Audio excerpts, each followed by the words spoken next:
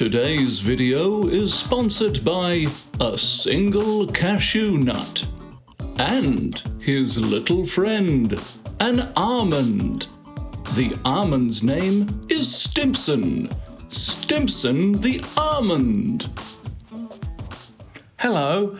Recently, I was given a present and I haven't opened it yet, but I know what's inside. I was told it's a glass pen, which was a really great present for me because I've always wanted to try one.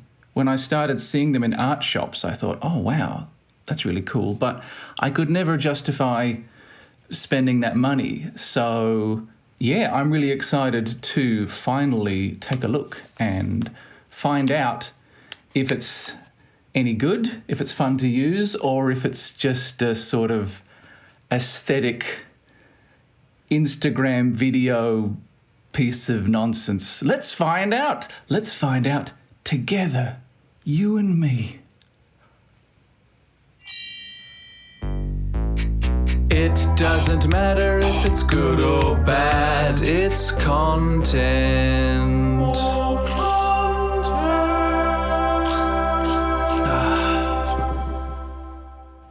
Welcome to Patrick Alexander's World of Content. I'm your fairy godmother, Patrick Alexander. This looks a bit romantic, doesn't it? But actually, this was given to me by the mothers of a small class of boys that I taught English to until recently. This was sort of their goodbye present. Really considerate and generous and unexpected, but let's open it up. As I said, I know it's a glass pen, so I'm hoping it's one of those kind of like glass pen kits that come with some tiny little bottles of ink, because I don't actually have any inks at the moment. Let's have a look. Gulfstream. Aha! Okay, some ink. Not a range of colours, but ink. That's good. Meanwhile, look at the main event here. Whoa, oh, look at that. Look at that. Hang on. Ooh. Ooh. Pretty nice. Pretty nice. At the very least, it's pretty. I don't mind having it.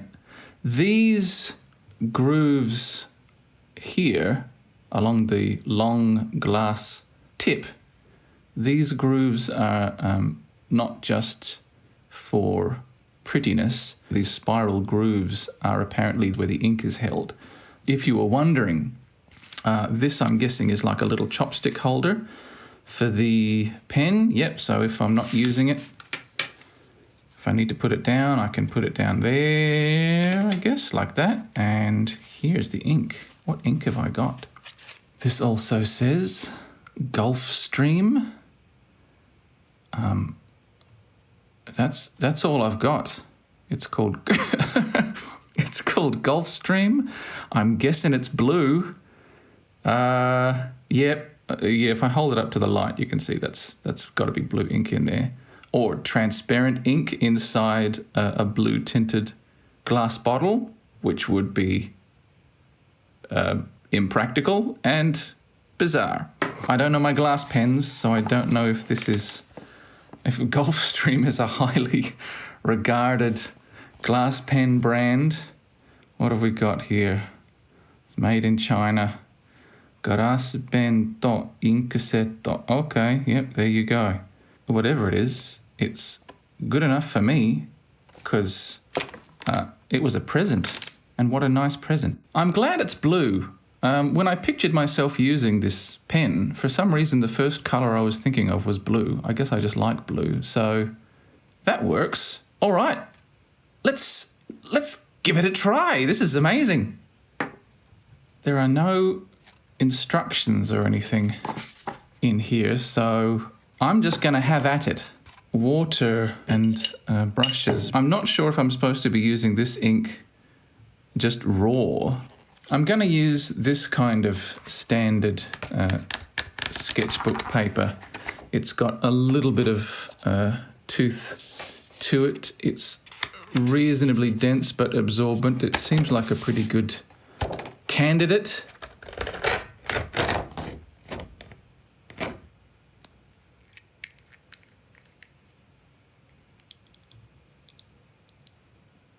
Oh, I was being so careful, but of course it's got a little rubber stopper in there.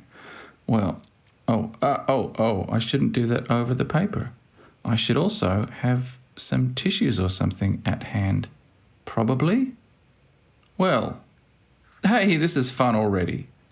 What a delightful hue. Oh,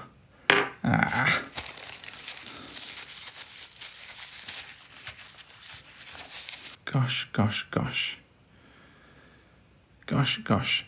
Jesus Christ. There we go.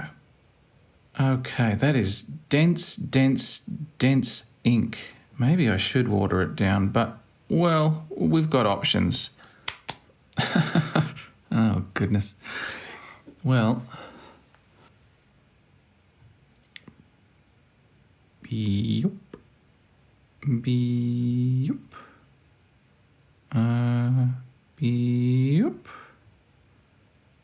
How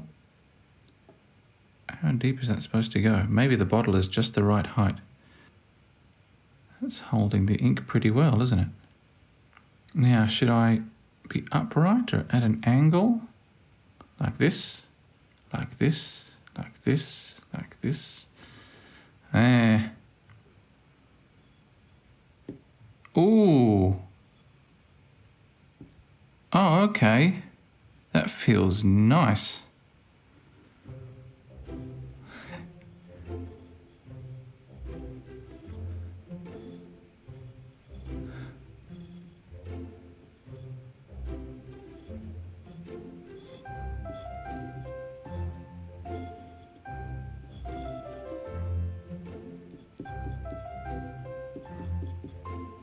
Maybe she's stomping grapes.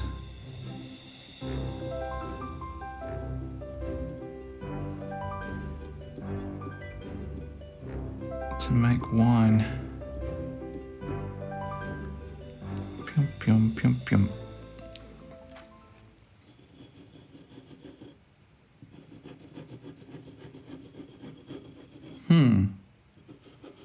Okay.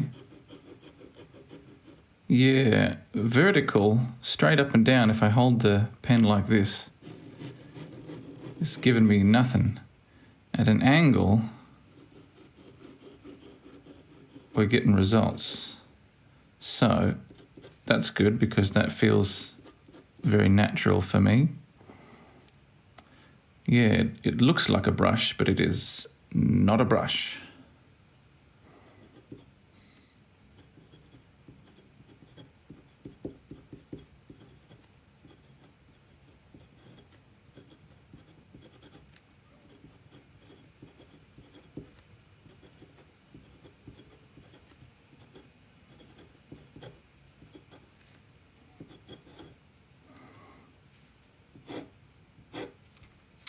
This paper is maybe a little too toothy, actually. I have to be quite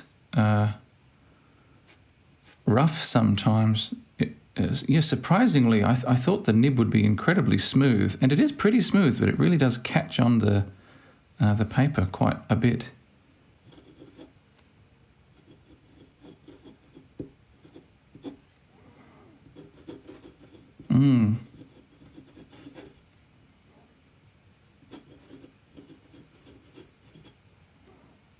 Jails, that's supposed to be... How do you do a handwritten T? Tails. It's supposed to say erotic monkey tails. Oh, hang on. There, now it's clever. It holds quite a bit of ink. Starting to run down now, but as you can see, each of these channels in this spiral are discrete. Each is discrete. So each one holds its own little reservoir. Like here you can see it's a bit empty. So if you're low on ink as you're writing or drawing, I think you can just, if you twist the pen to another angle, if you twist it around in your hand like this to another angle, you'll have access to more ink still in the reservoirs.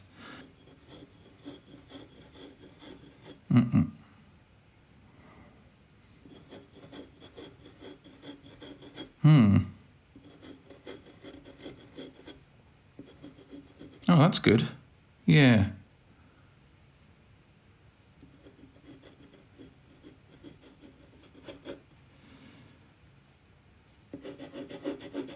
Okay. Yeah, there's about an alphabet's worth of ink there. Can I turn again? Turn again. Oh, there's a bit left there. Turn again. Bit left there. No. Oh, a bit left there. As you can see, it's now nearly spent. That there is pretty much what we got out of one dip's worth. Mind you, the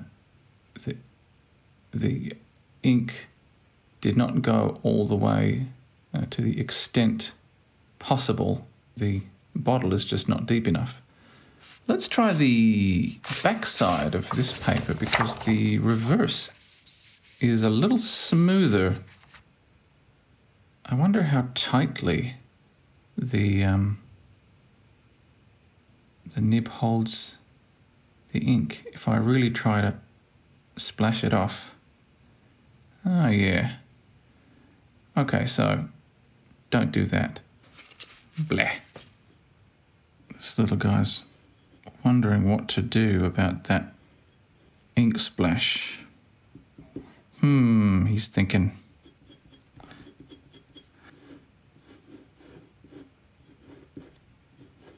With big sweeping movements, you know, the nib doesn't catch on the paper so much, like so. Maybe that's the trick. I tend to draw very small, as you can see, and I tend to draw with my wrist rather than with my arm. Maybe I need to loosen up a bit, do some big sweepy actions. Maybe this is a tree in the background.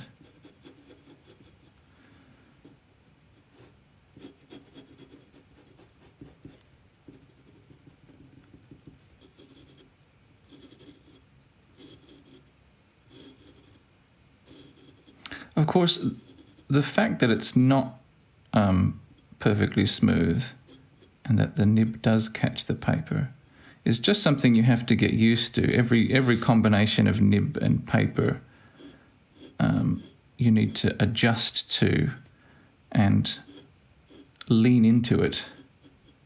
The fact that it's not perfectly smooth and that the line is going to be a little uneven and a little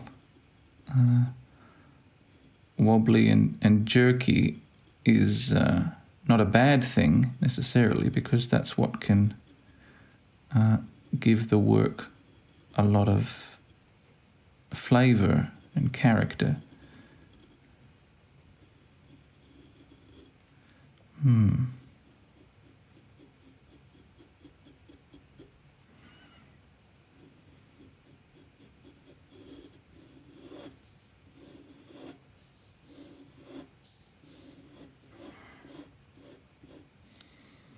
I want to draw something here, but if I rest my hand on the paper here, like I'm inclined to, I wonder. Yeah, that's picked up a bit of the ink there. I'm not sure what the solution to that is, because if I avoid resting this part of my hand here, all I can think of is to change the angle of the nib. But as we learned before, you know, the more vertical it is, the less well it works. Also, it's just more difficult to control. But maybe that's just my own ingrained technique more than anything. Yeah, I promise my handwriting is normally a lot prettier than that. You can see the pen is really caught on the R and the G a bit. Yeah, this higher angle is not really working for me, but oh well, it's all just more stuff to get used to. Let's get another sheet of paper. I'll use the back side again. We'll try drawing something for real and accept however it comes out, flaws and all. Because I do tend to draw small, and because I do have the problem of, maybe drawing something here, then moving to the left and not having anywhere to rest my hand, maybe I'll cut this paper up and do some smaller pieces. I just have to remember which side is which. Well, I don't need to remember because I can feel the difference.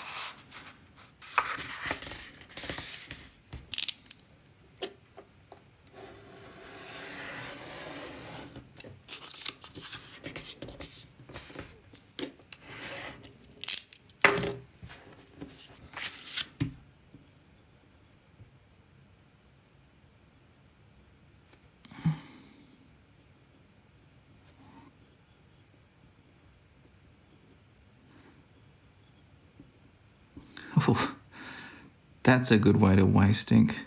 Anytime I try to do a fill like I normally would with a pen, the ink really wells up and creates a meniscus on the paper here. It might be better to stick to just line art and do the fills later on.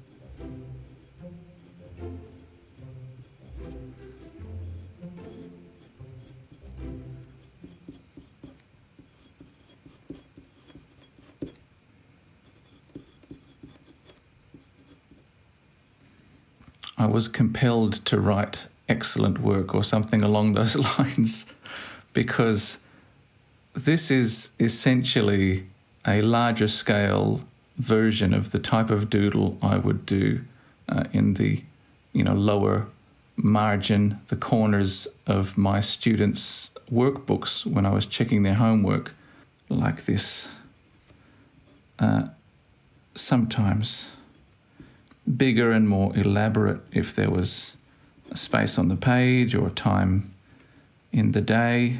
Yeah, as far as I can figure, that's the. I told you, this pen was a gift from my students' mothers collectively. There was just 3 students in that class. As far as I can work out, the only way they knew that I was any kind of artist who might enjoy a present like this is from seeing my little doodles and complimentary remarks in the corners of their children's homework books when they brought them home after class. So, yeah, that was really Really nice, really considerate, I thought. This paper is bleeding a little, as you can see. Again, not necessarily the worst thing, but something to be aware of. It's not ideal for my style. Maybe before moving on, I could try adding a little water to this one and just seeing what happens. I'll add a tiny bit of ink to this lid. Yep, oh, too much. Damn it. I'll water it down. Yep. And let's see if I can use that as a wash. Test first, maybe on this one. Oh, that's still quite dark. Will it dry that dark though? We'll find out.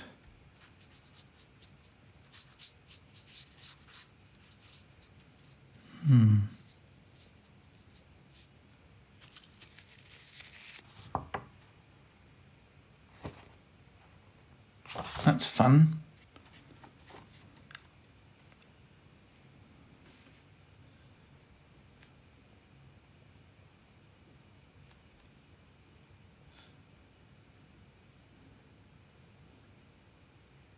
The water is really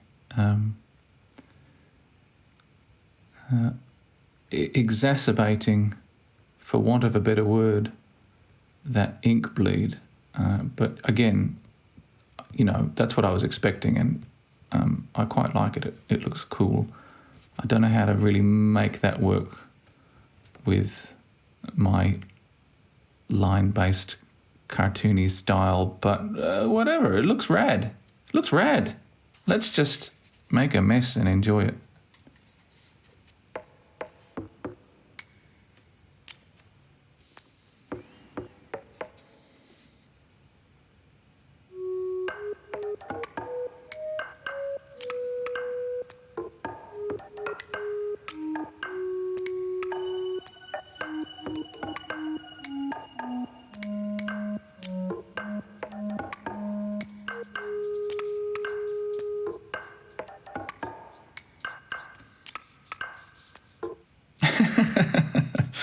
Oh, goodness. This is kind of amazing, though. You can see here there are some sort of mauvey, purpley colours coming out. I guess, yeah, from the ink, unless that's some sort of chemical reaction with the paper. It could be something in the water, I suppose, because the water where I live at the moment is quite hard water, so there's going to be some minerals in it. But for one reason or another, doing the washes with the water is bringing out this sort of second hue hidden inside that rich, dark, inky blue. That's cool.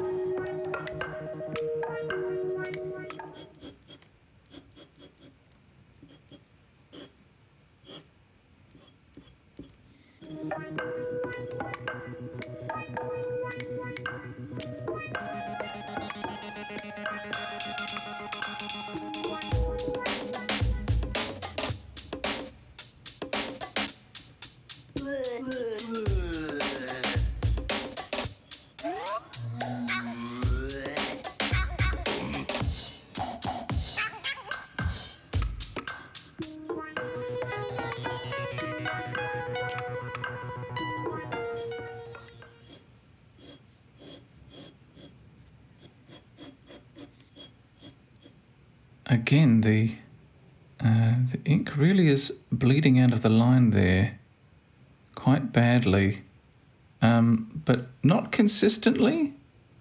I do really like the lines we get out of this nib, though, and as you can probably tell just from listening to the scratching sound, it feels really nice.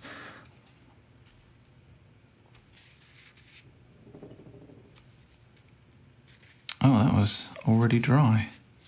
Oh my God, my coffee is cold. Jeez. Ah. Ugh. Why? I do think it is a nice little tool for line, especially if I can find more perfectly suited paper. But today I am going to add some ink wash to this too and really mess it up, just for the video, because it's fun. And I hope it's fun to watch too. This is not a high quality brush, but it is relatively fine. So I'm going to try using this to give Kitty, Mr. Business Cat, some tabbiness. We're gonna tabify him. Oh yeah, nice.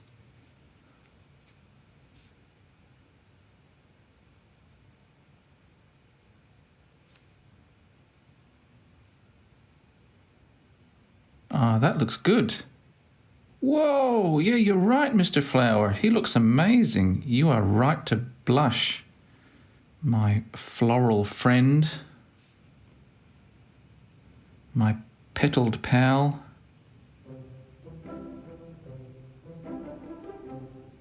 This fine brush is nice, but it is, I think, going to lead me directly back into my bad habits of being perhaps a little too fussy and a little too controlled. Still, nice to see what's possible.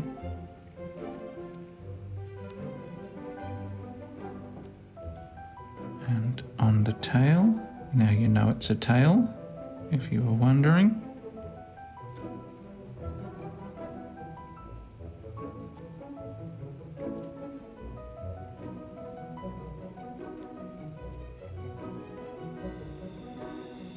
Actually, let's colour that whole tie.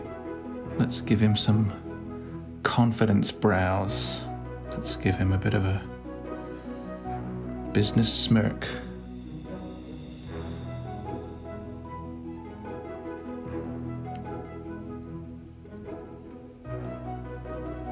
Just sparkling his way to work. What a winner. He's a big winner in life. Mr. Business Cat.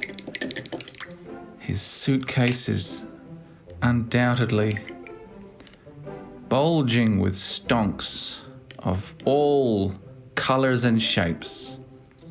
Now I'm going to go back to the lovely brush and really get some juice in here, just to get some good hot mess in there.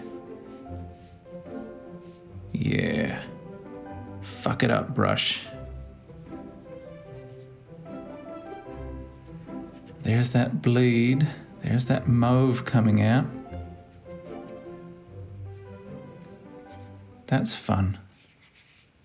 Sometimes these boys, and a lot of my other students as well. When I would draw one of these little critters in the margins of their homework books, I would check again later to find, or sometimes they would do it straight away, to find that right next to the critter they had drawn that same identical critter, or sometimes with their own little variations on it, which is great. I mean, it's nice. It's nice to be able to do something which inspired a kid to draw so immediately. These are very simple little guys, but they are cute. I think I can do a doodle that comes off pretty well because I've been doing this for a long time. And I would doodle them in just a matter of seconds. And I think seeing that is kind of exciting for a kid. It would have been for me. Seeing with your own eyes how simple a drawing can be, how few lines are really necessary to create a character and a story, seeing how quick and simple it is, but also how good it can look despite that, and seeing it right in front of your eyes, you think to yourself, oh, I can do that. That's doable. Look I just saw it done and it wasn't complicated, and yet this thing came out of it that I haven't seen before. It's like magic, but it's magic that you see and you think, I can do that. And so immediately, a lot of the time, these kids would just copy exactly what I'd drawn right next to it, because they can see it's not going to take long. It's only a few lines. There's not much I have to do. And they would immediately discover at the same time, yes, I can do it, but no, it's not quite as easy as it looks, but also I can do it nonetheless. It doesn't make them give up. It makes them hopefully learn some trick or see something that they hadn't seen before. And, I don't know. It's really nice. It's really nice. It's really nice to experience that as a kid. And it's really nice to be able to give someone that experience, even if only inadvertently, because it's easier for me to doodle something and write well done in the corner of a book than it is for me to remember to buy stickers or stamps and remember then to bring them from my desk to the students' desks when I'm checking their workbooks. Anyway, good job.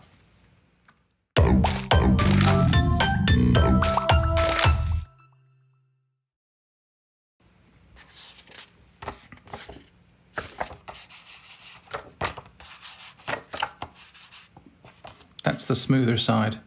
You can probably hear it, even if I don't expect you through this camera at this resolution to be able to see the difference in tooth, but I think you can hear the difference, can't you, between this side and that side? Which is the rougher side?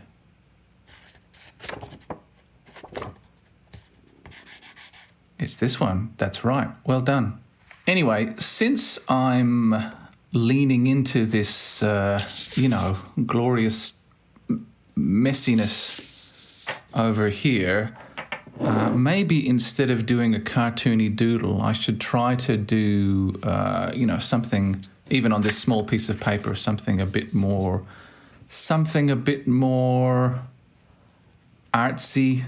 Basically, I wanna have a lot of line work going on, which I can then mess up with the ink wash. Maybe get something halfway between a line drawing and a painting, or like a watercolor sketchy painting or something like that. Maybe find a happy medium that makes use of this crazy bloody chaos over here.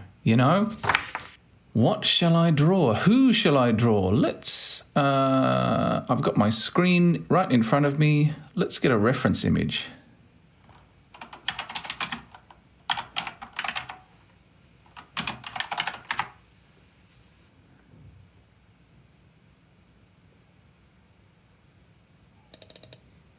Bibbidi bibbidi bibbidi bibbidi bibbidi bibbidi bibbidi.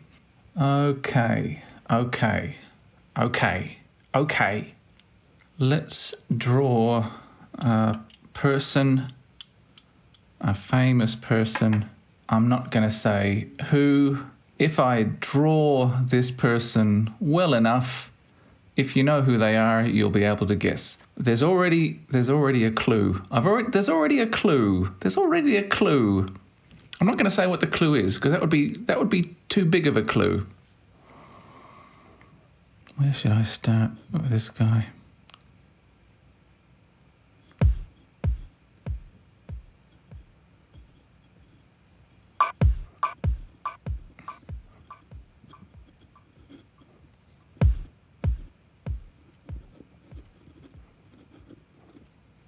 I mean, being honest, if you were able to guess this at any point, you've probably guessed by now. Let's have a look.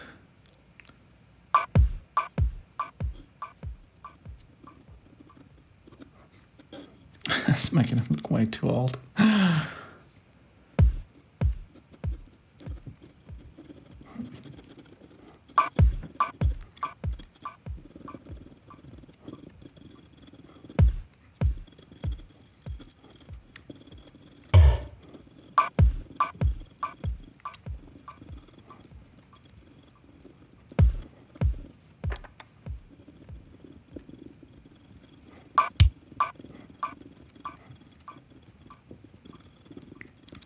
Yeah, the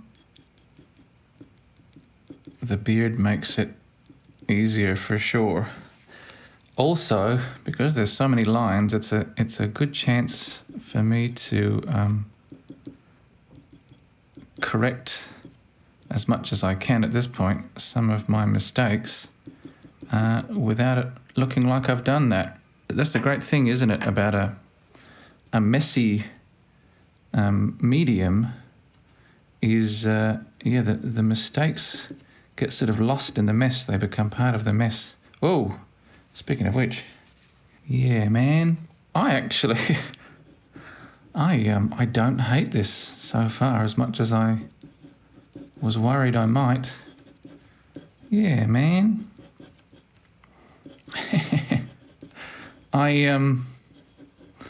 So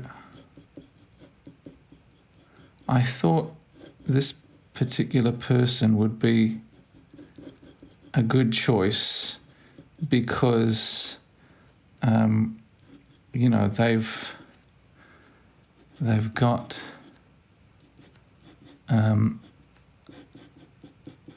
they're so hairy that and curly haired hairy that they're kind of a mess anyway, which suits the medium.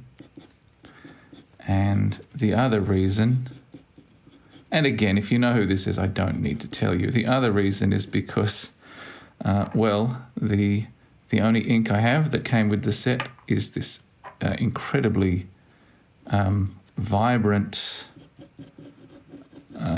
vivid blue, and this person is, one can learn easily through his oeuvre, quite obsessed with the colour blue.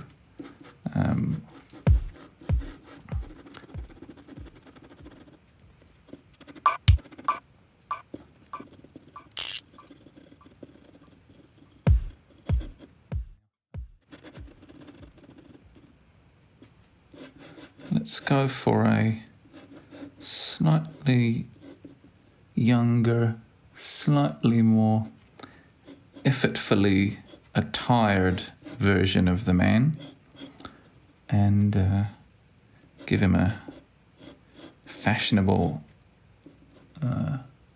dress shirt of some kind.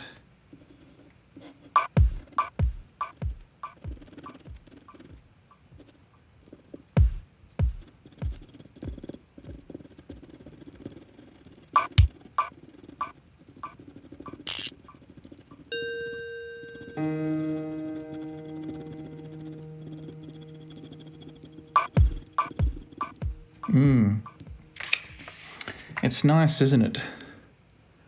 The way when you're doing a lot of kind of hatching, when you draw the lines close together and the lines are still wet ink, the two lines of liquid will kind of join together and form a little well.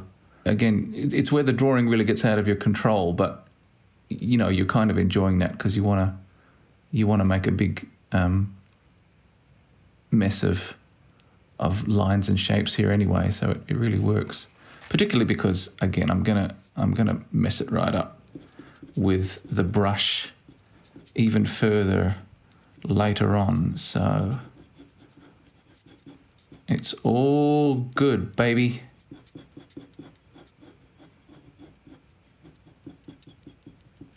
I'm sorry the light is reflecting off the wet ink in this video. I'm not seeing that from my angle, but I know it does kind of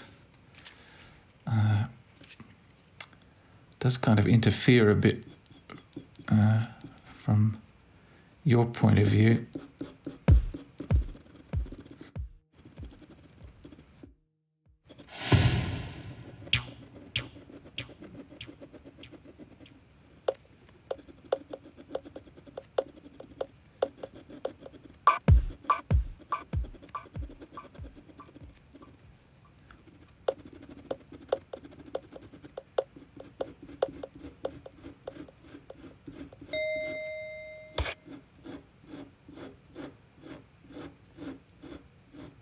Oh, once again, folks, it feels as good as it sounds, man.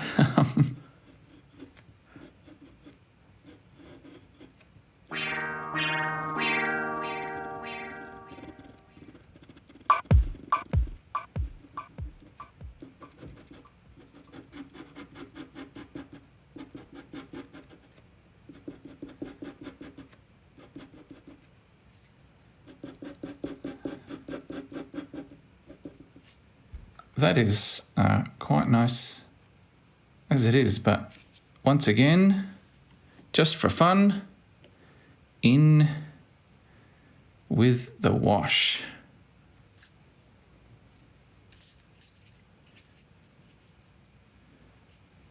All right, so actually first things first, let's get a nice dark wash, dark to light over the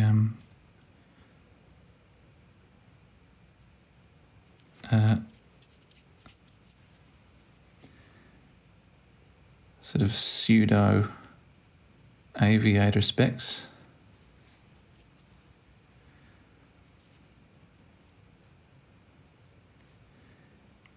Apparently he wears those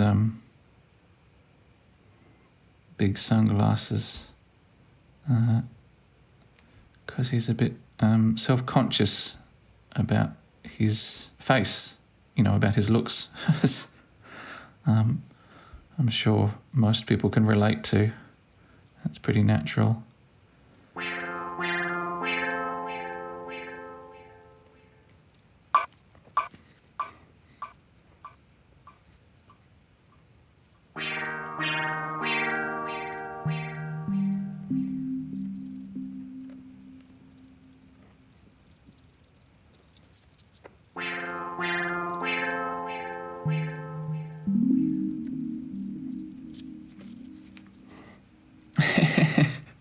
I've ruined it, haven't I? Because I've brought the darkness, the thickness of his beard, I've brought up a little too far in the corners here. His visible cheeks should be a bit longer down here. I wonder if I can fix that later with something opaque, or just not give a shit. Either way, either of those would be a good solution. I'm probably adding a bit too much dark blue with this wash because I'm not washing with plain water. I'm washing with watered down ink. So I'm really adding more ink here, whereas there was already, like, because I'd already done all that hatching, you know, I probably could have just added water on top of the inks and let that kind of smooth and fill things out a bit with the existing ink that was there. But whatever, man.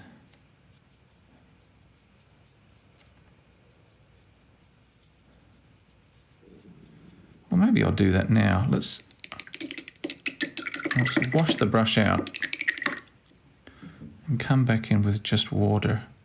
Yeah, see that? I mean, that's just water. That's picking up the ink that's already there. That's plenty. Yeah, man. Okay. Yeah.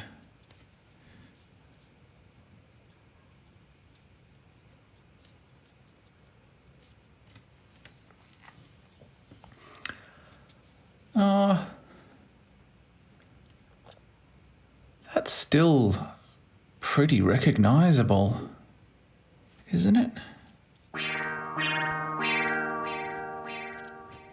Still. I've come this far. I might as well overwork it.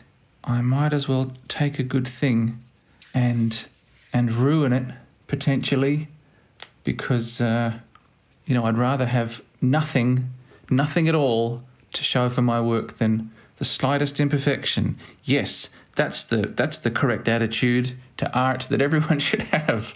Yes, that's the lesson today. What have I got? Do I have any acrylic paint? Why don't I? That's the story so far. Again, I keep banging on about it, but isn't it lovely, the mauve tones that come out somehow? Really nice. Okay. I don't have any acrylic paint of any kind, apparently, at the moment. I've got a white Posca. I have doubts about, based on experience, how much opacity I'm really going to get out of this white Posca. But let's do a little messing about and find out. That's dry now. Doesn't look dry, does it? It's got that lovely watery look to it, but that is dry. Nice. Oh, okay. Okay. All right. Hey, yeah. You know what? I mean, there's such a nice blob of that there. I could even paint with that before it dries. But let's have at the poor fellow. This is Jeff Lynne of Electric Light Orchestra, by the way, just in case that wasn't clear by now. If you hadn't guessed, it's Michael McDonald. Jeff Lynne. Oh. His cheeky area should be a little longer. His nose could probably stand to be a bit sort of fatter as well, for want of a better term. But I think the main thing is to sort of lengthen his cheeks back again here and here. Oh, yeah, look, immediately, that looks so much more like Jeff Lynne, doesn't it? Just yeah, bringing his cheeks back. Yeah, and the good thing is it's not, you know, the Posca is not absolutely opaque. It doesn't dry absolutely immediately. Actually, Poscas do take quite a while to dry, but they do have greater opacity because of it. But yeah, you know, you get a bit of mixing in there. It really is, you know. I mean, it's paint. It's a paint pen, so that actually works pretty well, doesn't it? That looks right at home there. Is there anything incongruous about this here and this here? Posca here, no Posca here. You do lose the lovely, bright, raw colour of the untouched paper. You know, the colour and texture of plain paper always pops out in a way that you can sometimes make really good use of. But again, we're not doing anything important here, so this is fine.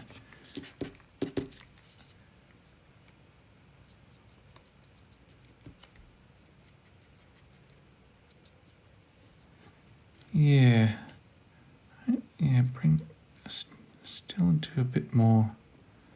Build this up a bit more here.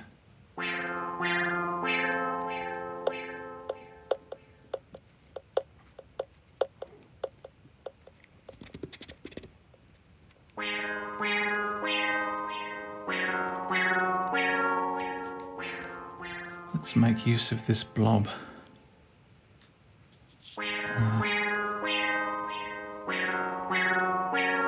Yeah, that's good.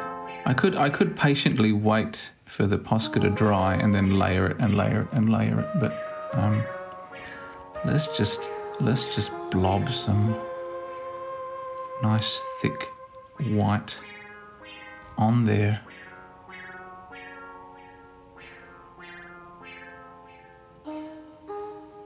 You know?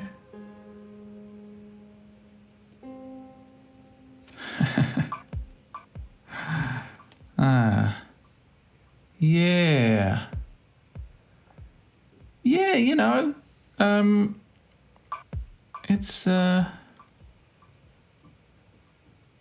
far from a perfect likeness, but you know, he's got such a well-known look that he's varied very little over the decades. You know, as is often the way with rock stars, they've got their branding and everything, but also, you know, like a lot of, you know, men, he sort of probably gets to his 30s and then goes, yeah, that's how I look now, that's fine. because you get comfortable, which is good. Not a perfect likeness, but a well-known look and close enough that I think it's recognizable. If I'm looking at this and I'm not immediately thinking to myself, oh, it's Jeff Lynne. If I'm not thinking that, at least I'm thinking, oh, is that Jeff Lynne? Do you know what I mean? Is that a drawing of Jeff Lynne? Did you draw Jeff Lynne? Is that supposed to be Jeff Lynne? At least we're there. We're at that point at least, and that's close enough. Yes, it is Jeff Lynne. Nuts. Yummy, yum, yum. I'm eating the cashew nut. Crunchy munch munch. Now it's your turn, Stimson. Nom nom nom nom. Delicious fruits.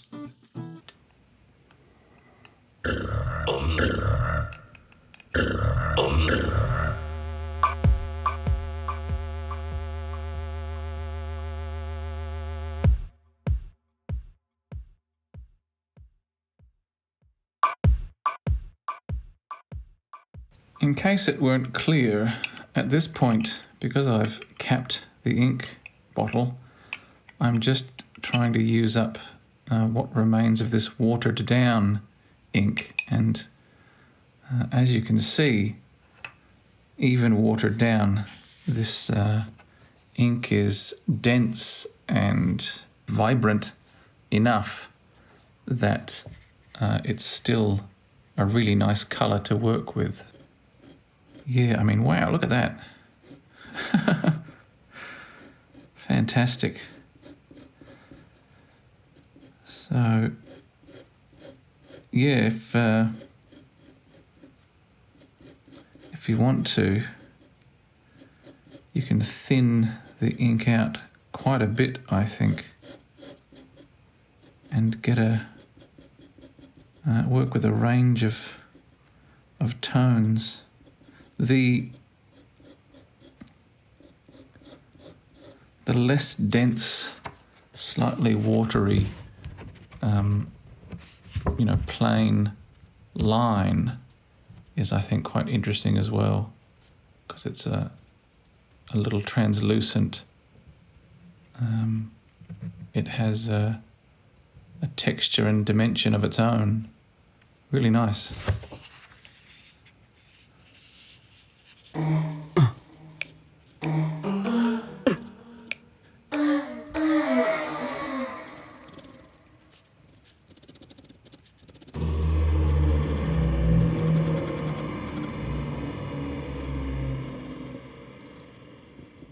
Let's try some stippling.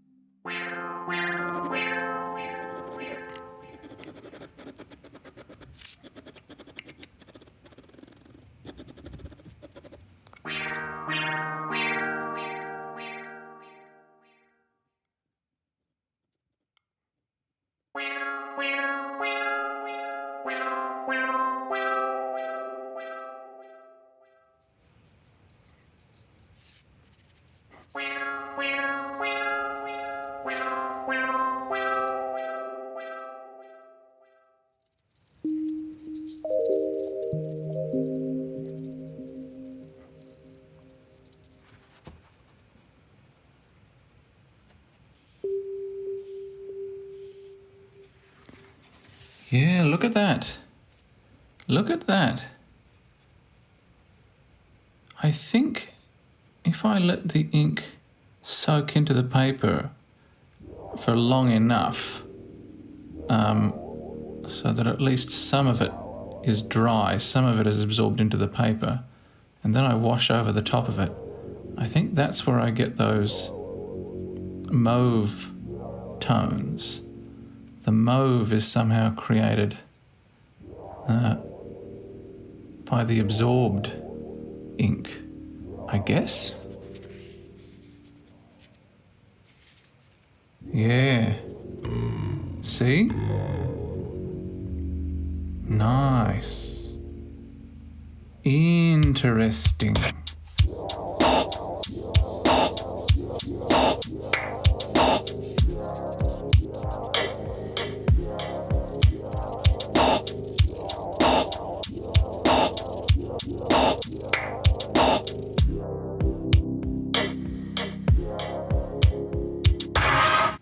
I'm pleased to report, incidentally, that for the most part, the ink washes off pretty well with ordinary hand washing soap.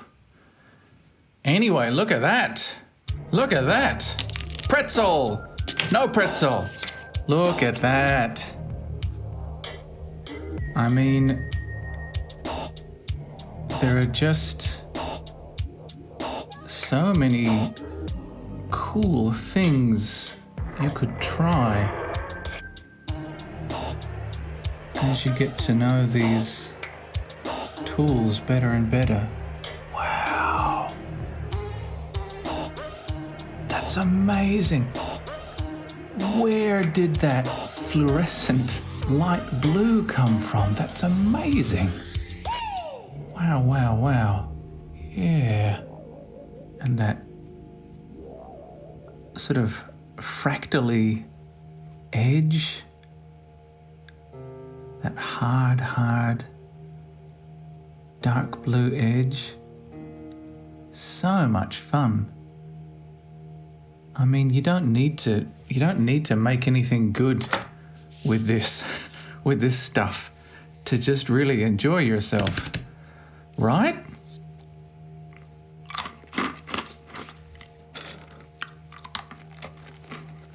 Okay, so that's about all we're getting today. That was a lot of fun. Thank you for joining me. I had a really good time with this. So thank you again to my students' mothers for this wonderful present. This was a good time. But that's it for this video because I am hungry and tired. So we'll have to say goodbye for now. You can see it's gotten a little dark. Anyway, as always, I've enjoyed making this video, you've enjoyed watching it, and I appreciate that, but that doesn't make us friends. Goodbye.